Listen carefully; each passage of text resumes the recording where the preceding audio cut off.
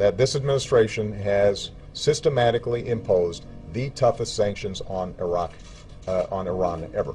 We're going to put a lot tougher sanctions on Iran, economic sanctions, credit sanctions. And applying the toughest sanctions that Iran's ever experienced. Put in place crippling sanctions against Iran. We are going to need to see a stimulus package passed. I think there is need for economic stimulus, and government can help make that up in a very difficult time, and that's one of the reasons why I think a stimulus program is needed. The Troubled Asset Relief Program, or TARP. That was an investment made to try and keep a collapse of our entire financial system from occurring. TARP program kept that from occurring.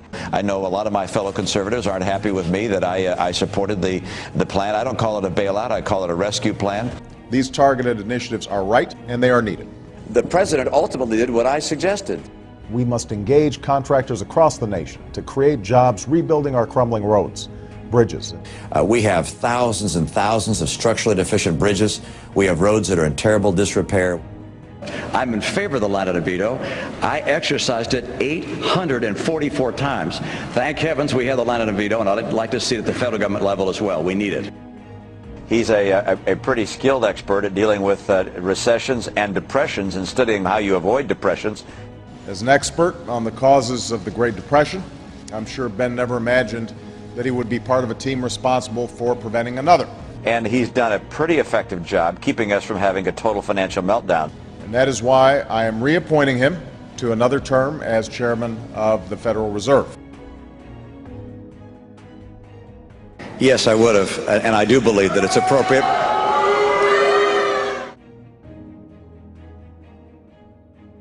We need to know about that, track them, follow them, and make sure that in every way we can, we know what they're doing and where they're doing it. And if it means we have to go into a mosque, to wiretap, or a church, then that's exactly where we're going to go.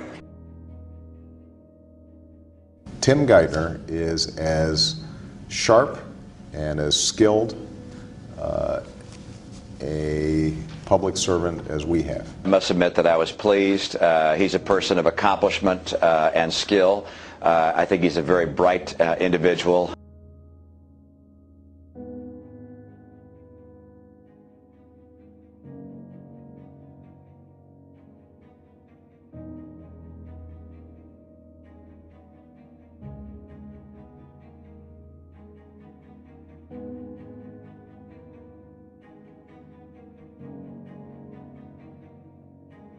As it comes to this topic, is to get us off of our dependence on foreign oil, To put people back to work today and reduce our dependence on foreign oil tomorrow. to use our natural gas to drill for our oil, A strategy that relies on producing more oil and gas here in America, to use our coal, clean coal, but also producing more biofuels in America, more fuel-efficient cars in America, to use solar and wind and efficiency measures.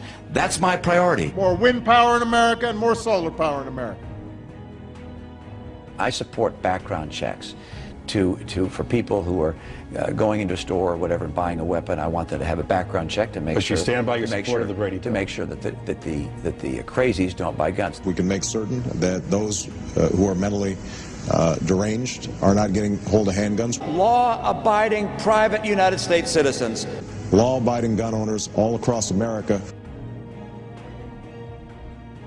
I want universal coverage. I want everyone in this country to have insurance. It will be against the law for insurance companies to deny you coverage because of a pre-existing condition. We're also going to make sure people can't be denied on the basis of pre-existing illness. For those individuals and small businesses who still can't afford the lower-priced insurance available in the exchange, we'll provide tax credit. We need to make sure that all people, not just corporations, can deduct on a tax basis the cost of their premium. If someone doesn't have insurance, then we have to care for them in the hospitals, give them free care. So we said no more. No more free riders. You can't be a free rider on everybody else. You can't not have health insurance, then go to the emergency room. In fact, I agree with Mitt Romney, who recently said he's proud of what he accomplished on health care.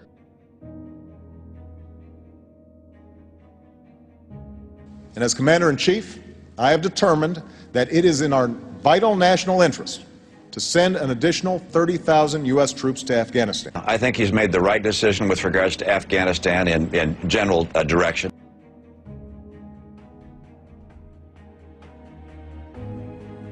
For some time now, I've been calling on Congress to take steps to make higher education more affordable, to prevent these interest rates from doubling, to extend the tuition tax credit that saved middle-class families millions of dollars, and to double the number of work-study jobs over the next 5 years. That particularly with the number of college graduates that can't find work, or that can only find work well beneath their skill level, I fully support the effort to extend the low interest rate on student loans.